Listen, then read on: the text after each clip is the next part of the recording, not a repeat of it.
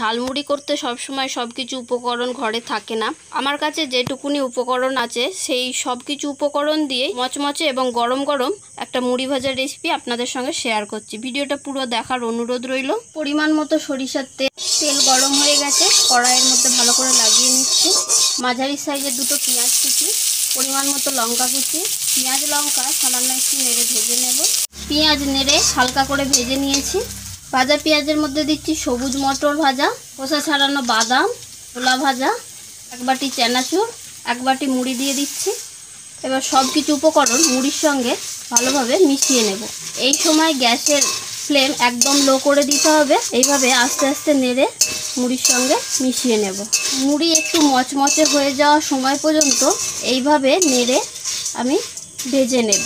1 চামচ tomato sauce দিয়ে দিচ্ছি। টমেটো সস মুড়ির সঙ্গে ভালো করে মিশিয়ে নেব। ভিডিওটা ভালো লাগলে অবশ্যই লাইক করবেন, শেয়ার করবেন। মচমচে মুড়ি ভাজা রেডি হয়ে গেছে। ঢেলে নিচ্ছি অন্য একটা পাত্রে।